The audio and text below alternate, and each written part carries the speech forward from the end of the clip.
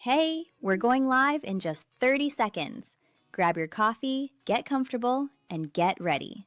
Today's Tiny Marketing live stream is about to begin. We're diving into the strategies that help solo consultants get booked out, build their pipeline, and grow without burning out. You do not want to miss this one. See you in just a moment.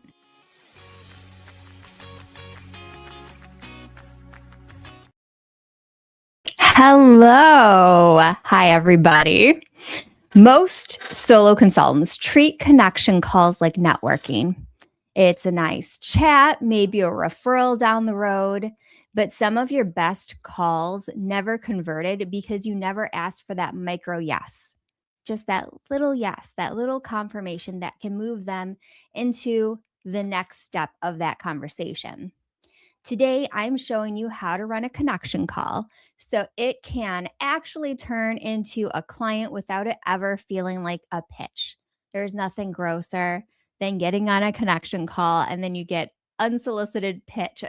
Like, have you ever been on a call where you had someone pull up their pitch deck and you're like, oh no, it's one of those? We're not doing that. That is not what this is. This is all about reading signals and building a structure around that so you can pull threads and convert it into a sale if it's meant to be a sale. So by the end, you will have a call structure built to surface real client opportunities, plus the exact sentence that moves someone from, hey, that was a great conversation, to let's talk about working together. For anybody who's new here, hello.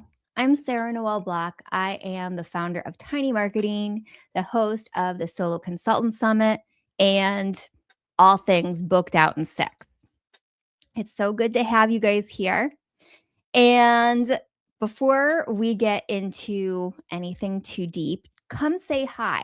Say hi in the chat. You are here. I would love to say, for you to say, hello, I'm here, and to tell me where you're from. Have you had a connection call recently that you know afterwards could have been a sale, but it didn't convert because you didn't have the right structure in place for that connection call? So chat, say hi, say where you're from, and let me know. Have you had a connection call that just should have converted and didn't? Because we're going to fix that today. Okay. So let's talk a little bit of a reframe. Most solo consultants either go straight into pitch mode, like I was talking about. They get on a call, they're ready to pitch their thing. They even might have a deck pulled up, and it kills what that relationship could have been. Or B, they have a great conversation, get a we should collab sometime, and never turn into an actual client because the structure wasn't there to be able to pull out what their challenge was and if you can solve it and if they even want you to solve it. So we're going to talk about that today. So the strategy that we're going to talk about, it's not about needing to pitch harder. We're actually not pitching at all. I'm all about consent-based sales. We don't do any pitching unless someone asks us to. It's that you're not listening for the signals that someone is a client and not just a connection. Today, we're going to fix that. We're going to talk about, 1, how to run the call, how to hear the signal, and how to make the ask without pitching. Stick around until the end because I'm going to give you the exact scripting doc at the end of this that I use for these calls and I share with my clients. So you'll have exactly the roadmap on how to structure these calls so they convert if they are meant to convert. Okay. Now, if Carissa's here today, I did make slides today. After your comment last week, I was like, you know what? I'm going to make some, but they're minimal slides this time. All right. I'm going to pull up the first one because first we're going to talk about the golden rule. Let's see. That is slide 1. All right. Let's talk about the why before we talk about the how on how this works. So you gather intel before you share anything about what you do. So here, they go first always. That's the golden rule. The person you are talking to, always prompt them to talk first so you can gather all of the information you need. So when it's your turn to talk, you can tailor it to exactly what they need. Next, people are going to remember how you make them feel instead of what you said. So make sure that they feel seen. Screenshot this, by the way, because I'm going to pull it off in a second. And then last, listen for any curiosity and be curious. I was talking to one of my clients the other day and I was like, be Ted Lasso. You want to be curious, not judgmental. When the other person is, I'm going to pull this off. When the other person is talking about their business, ask questions, pull threads. You want to have as much information as possible that you can about their business and what they need. Carissa, you are here. Hey. And so rule number 1, always have them talk first. 2, be Ted Lasso. Be as curious as you can be and ask as many questions as you can so you know exactly how to tailor what you do in your portion of that call to them. Because every connection call is basically structured the same way. It's one person tells them about their business, the other person tells them about their business, and then you talk about how you can help each other. That's how every single connection call is structured. So when you are in charge, and you are always in charge, you want to prompt them to go first. Awesome. Okay. Next, let's talk about the connection call flow. So I'm going to pull up my slide. Here we go. So this is the general flow of what you have on connection calls. Open, set the tone, hand them to the mic, let them go first. 2, you want to listen and you want to pull on those threads as much as possible. So get curious, listen for buying signals. And then next, as you're asking those questions, you're pulling threads. I'm going to get to your question in a second. I see it. Then next, you want to have the bridge. So transition from listening to sharing. And I'm going to show you everything in a little bit. So I'll show you what that bridge looks like, all of that. So the bridge is where you're transitioning from listening to sharing your thing. The next thing is share. Screenshot this slide, by the way. So tell your story, but tailor it to exactly what you have learned from the other person. Explore, find the mutual value. Listen for client, not just contact. So when you're listening for mutual value, it could be, hey, I can solve that problem. Or it could be, hey, I know someone who can solve that problem. Or it might be, hey, I know someone that they should be connected to. It can look different depending on the situation. Not every connection call is a potential client. And then last, you close, you want to lock in the next steps and don't leave it vague. I'm going to remove this slide. Okay, so let's talk about that a little bit deeper for 1 second. We had some questions come up on there. So what if they prompt you to talk first? You can say, reverse it. Uno reverse card. No, I want to hear about your business. It's so much more interesting. We have, what happens if they don't want to answer any questions and want only the price from you? So that would probably be more likely a direct sales call where they're just, if they're looking at price already, then that's a sales call over a connection call. A connection call is like a little higher up in the funnel. So if they're looking for a price from you, you can say starting at for that. but that would typically be on a sales call. And this will open up a whole other box of things. But what I would do first is schedule a gateway offer with them. So that's an easy yes entry offer that you have with clients. And don't give them the price until after you have done that gateway offer and you have scoped out exactly what they need. So if they are asking you price, they're obviously interested in working with you, but prompt them to an entry offer first before you give them the full price because you don't know. You don't know yet what exactly they need. That would be like asking you to, you're a doctor and they come in and say, my toe is swollen, and you have to prescribe them a medicine for it based off of no information. That's why you need that gateway offer. And I keep forgetting to lock in the next step. So when you are on that call and they are interested in moving forward, get directly on your calendar and book something tentatively for them for that next step. So let's say you're on that connection call, they're interested in moving forward. The next thing you want to do is get it on the calendar, mark it as tentative, so you both have it saved for later. That's the easiest way to do it.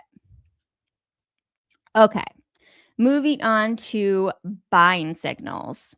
So that is a question that I get nearly every day from my clients is what are buying signals? What should I be listening to? So let me pull up a little slide first.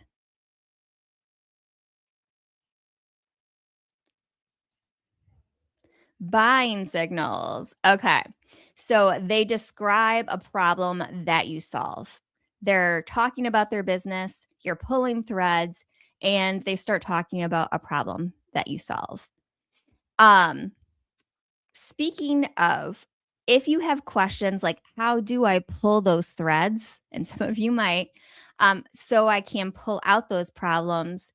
The doc that I'm handing out at the end of this, it has thread puller questions for you that you can steal.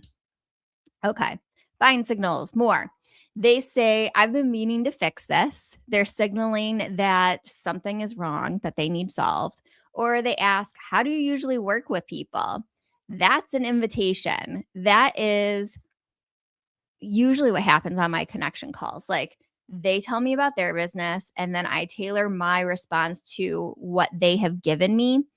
And usually the next question is, how do you work with people typically? What does that look like? And that's a great signal. They're ready to buy. Okay. Let's get into thread pulling questions.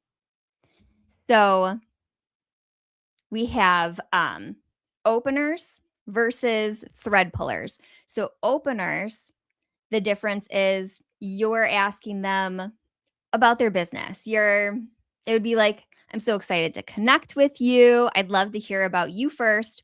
What do you do? Who do you serve? What kind of people are you trying to connect with? Those are openers. You're just trying to get them to open up about themselves and their business. While pullers, that's trying to pull out what challenges they're experiencing. So let's look at, I have my doc up on the other screen. A thread puller could be like, as they're talking about their business, you say, well, let's pause right there as they're describing it. Let's pause right there. Say more about that. What does that look like for you when they start talking about, let's say, when payroll doesn't line up with invoices getting paid? What does that look like for you if you're in the finance arena? So that's the difference.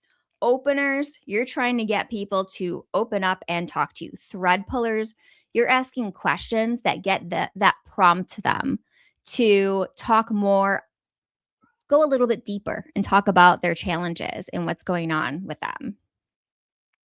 So it could look something like, say more about that as they're talking. Or what's the hardest part about that? That sounds really challenging. How do you go about solving that? When you say X, what do you mean by that? So ask deepening questions. And I have a bunch on this scripting doc for you, but those are some ways that I do it. I feel like it might come a little bit more naturally to me to do those thread pullers because I'm also a podcaster, so I'm constantly asking questions, constantly talking to people.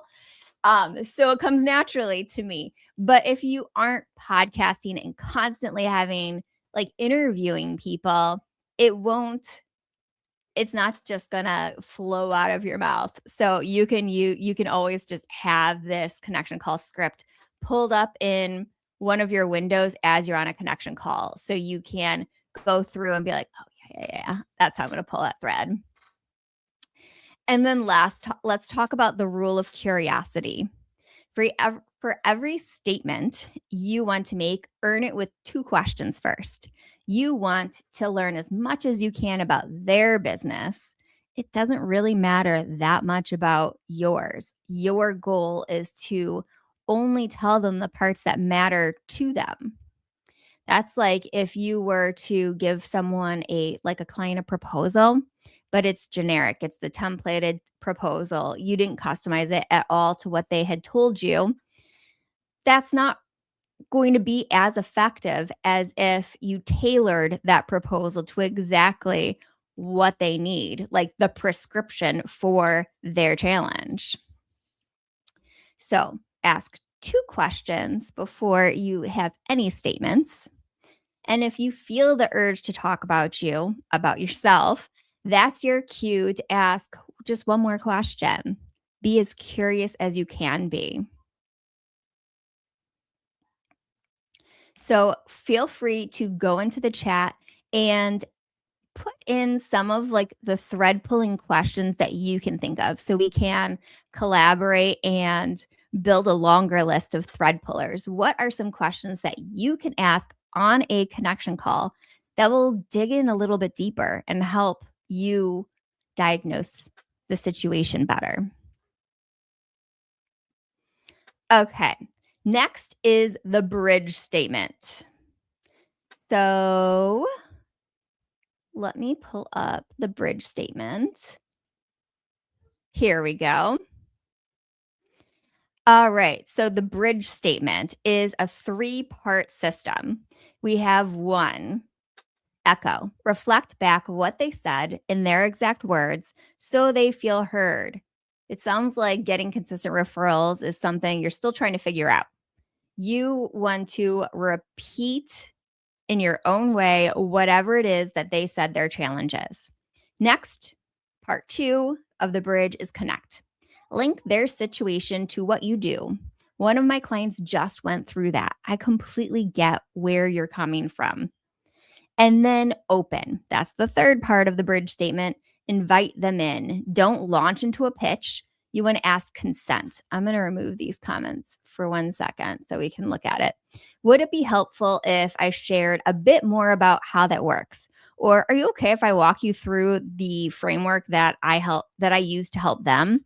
Something like that will help them connect the dots between their challenge and what you do.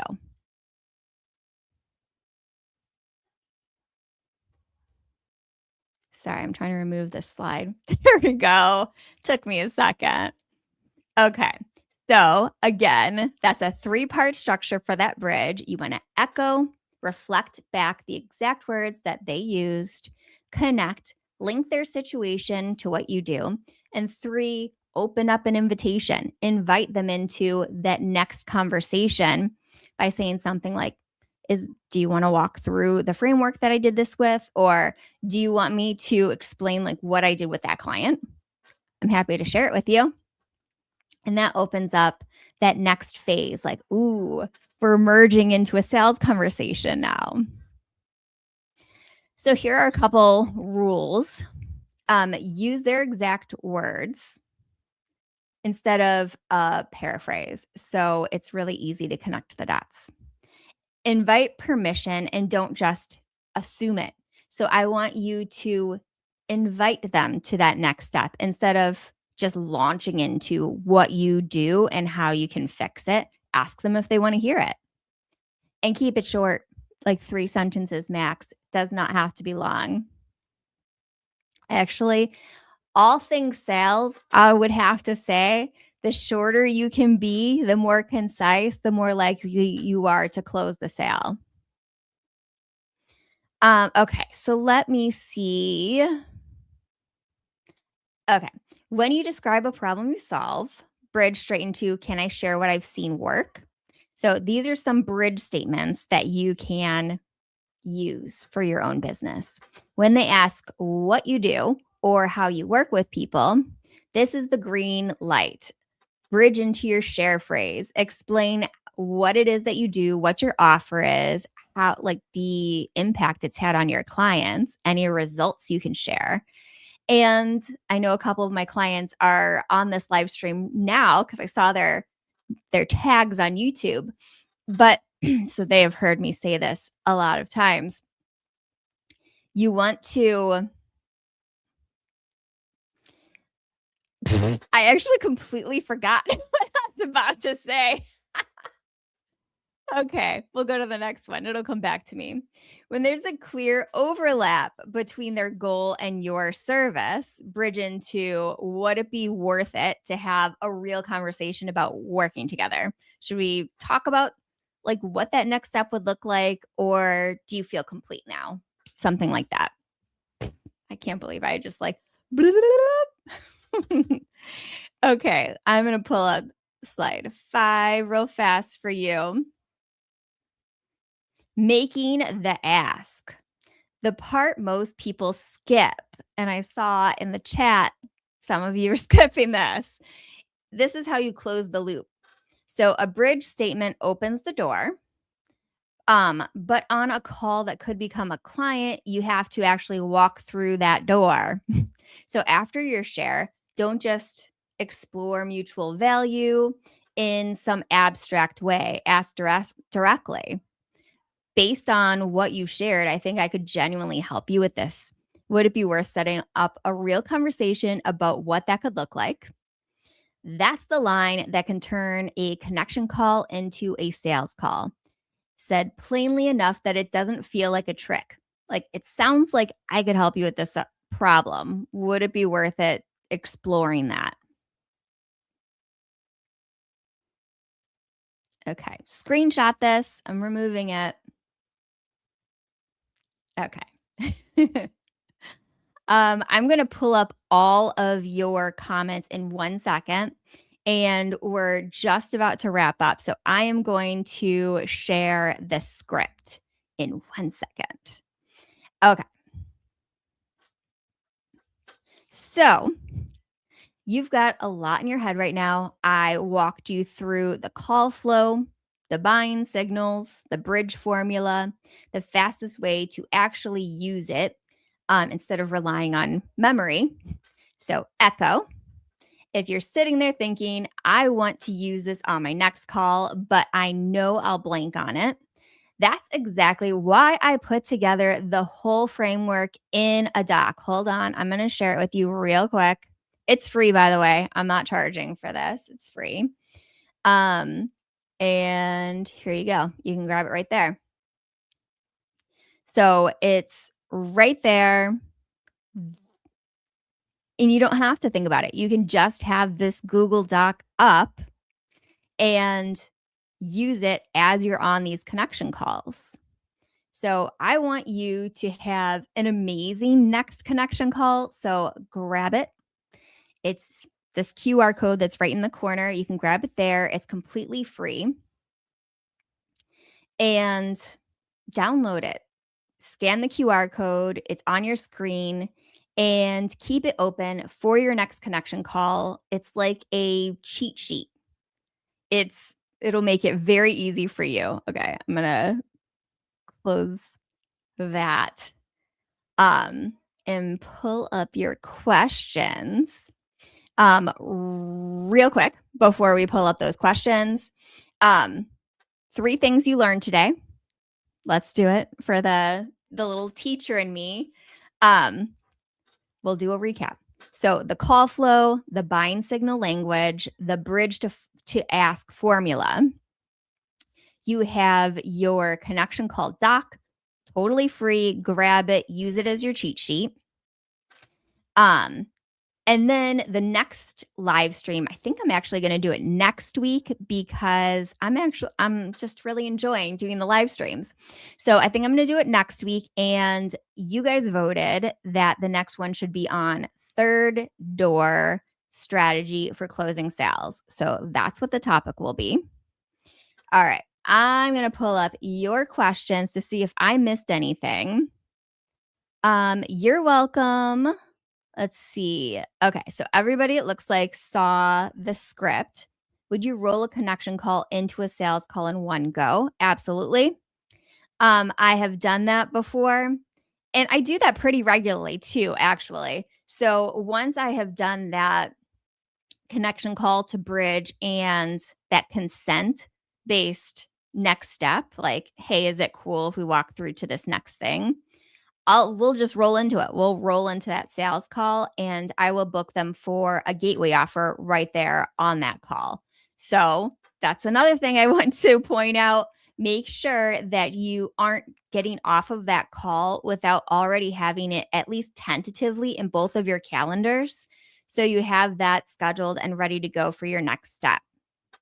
Now, if you don't close them on your gateway offer in that call, that's okay. What I would do as that next step to close the loop, like let's say they're interested, but they say, I want to revisit this in 2 weeks. I'm really busy right now. I can't handle it at this moment, but I would love to eventually. So I would use either your CRM, I would use Boomerang. You could even use your task manager to remind you to follow up in 2 weeks. I use Boomerang, so I'll use that as an example. You can add your note on there, like interested in gateway offer, ask me to follow up in 2 weeks. So you make sure to reply to that email. That's another trick that I want to explain to you is that when you are doing follow-ups on emails for connection calls and sales calls, reply instead of doing a new email because any emails that have an RE at the beginning are a lot more likely to get open. So always reply instead of starting a new email chain. Okay. Learning as much as possible about them. Love this approach. Yes, it's just and it also allows you, like my introvert people on here, to not have to be like the star of the show. I think this strategy is so natural to me because I much prefer asking questions of other people instead of having to talk about myself. So it allows me to do that. um, okay, we have excellent question. I get a lot of tire kickers. Yeah. You know what? Here's the thing. If you get a lot of tire kickers, make sure that all of your connection calls are scheduled for 15-minute max. So as you start to discover, hey, this is just a tire kicker, you have an easy end. It's a short call. Okay, we have sometimes I get really distracted or tired. People on a call, like they are distracted or tired and they don't seem present. But they kind of treat the call as a check mark. How do I wake them up? One way that I would wake them up is asking a lot of questions. Like, don't let them sleep. You could also get on their LinkedIn ahead of time and do a little scouring and see, are there any topics that they posted about recently or that you noticed from their activity that you can bring up that might excite them? Okay, let's see. I think I got hold on, let's see here. Dropping this question here. What if they say right away that they're looking for someone fractional on retainer and need that ASAP? Do you do the gateway offer still? Yes, I do. The reason I do it this way, I'll hide that because it's hiding my entire face. So if you know that they are looking for some like a retainer or a fractional, a gateway offer is still amazing because it allows you to scope out exactly what that retainer or fractional relationship would look like and build a strategy around what challenge they're actually going through now before you launch into it. I will make months or years of what you're going to be dealing with them so much better because you have a plan. And for the gateway offer, for retainers or fractionals, I would probably keep it consistent with like a 90-day plan, like a 90-day roadmap, because you get any further than that and things change. They care about different things. So focus in on the first 90 days for the gateway offer. Is a gateway offer a freebie, lead magnet, or is a small paid offer? A gateway offer is its own thing altogether. I have an entire mission in Booked Out in 6 on different types of offers. So a gateway offer is generally costs between 10 to 20% of the cost of your main offer. And the reason for that is because it is low enough for people to say easy yes. Okay, sure, why not? I'd love to get a strategy, a solution, a blueprint, a roadmap on how to solve this problem I'm dealing with. But it is high enough that it validates that they're willing to actually pay for your main offer. So, not a freebie, you charge. And not low ticket either, because I think low ticket, I think less than $100. No, it's not that either. It's mid ticket, 10 to 25 or 10 to 20% of your main offer. Okay. Awesome. Thank you. I'm glad you like the slides and the download. If you haven't grabbed the cheat sheet yet, do it. I got through all of your questions. Oh, we got one more. Hold on. I've been using Gmail snooze function for 3 months after connection call to reconnect, and it worked. Yes, I use that snooze function too, and it's amazing. You guys would be surprised how often a sale is missed because you just didn't follow up enough times. You aren't bugging them. You can follow. Actually, go to my YouTube channel. By the way, if you aren't subscribed, subscribe. Go to my YouTube channel because I have 5 different ways to follow up with clients that have gone dead. And you'll want to watch that if you weren't there for it. So, what is the snooze function? The snooze function is built into Gmail, and basically it works like Boomerang. If you have Boomerang, what it'll do is it'll pull it out of your inbox and then it'll pop it back up at the date and time that you have picked so that you're reminded that it's time to follow up with that client. All right. You guys are awesome. Thank you so much for spending the last 33 minutes and 22 seconds with me. I will be back next week with third door sales strategies. And this works really well for B2B specifically when you're selling into corporate. So if that's you, make sure you join, and I will see you next time.